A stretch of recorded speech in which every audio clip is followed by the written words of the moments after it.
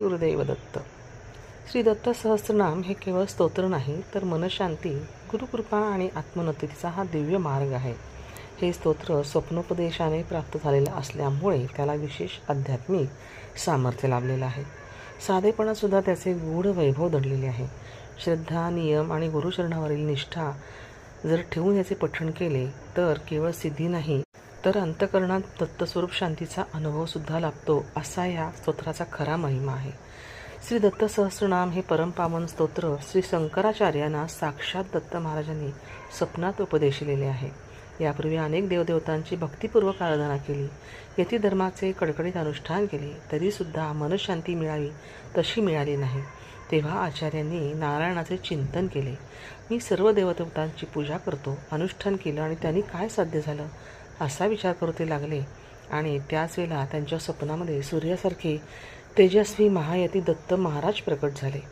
त्यांनी आचार्यांना सर्व सिद्धी, मनशांती प्राप्त करून देणारे असे श्री दत्त सहस्त्रनाम स्तोत्र उपदेशिले.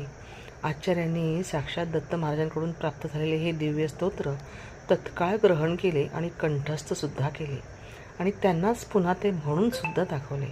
आचार्यांच्या बुद्धिमत्तेने आणि अलौकिक प्रतिभेने संतुष्ट होऊन श्री दत्त महाराजांनी त्यांना अनेक वरदानं दिली, आशीर्वादही दिले आणि अंतर्धान पावले.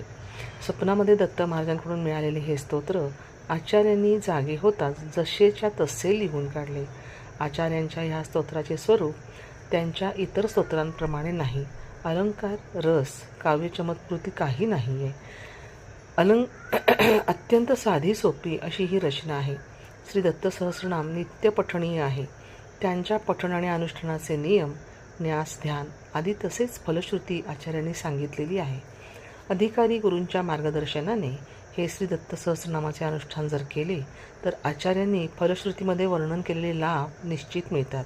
कारण आचार्यांसारख्या अवतारी पुरुषाचा शब्द वृथा होणारच नाही. तेव्हा हे जे स्तोत्र आहे ते स्तोत्र नक्की पठण करून बघा, जे प्रत्यक्ष दत्त महाराजांनी आचार्यांना दिलेलं आहे आणि आचार्यांनी ते आपल्या सगळ्यांपर्यंत पोचवलं आहे. तेव्हा श्री दत्त सहस्त्रनाम स्तोत्र नक्की करून बघा, फरक नक्की जाणवेल. श्री गुरुदेव दत्त.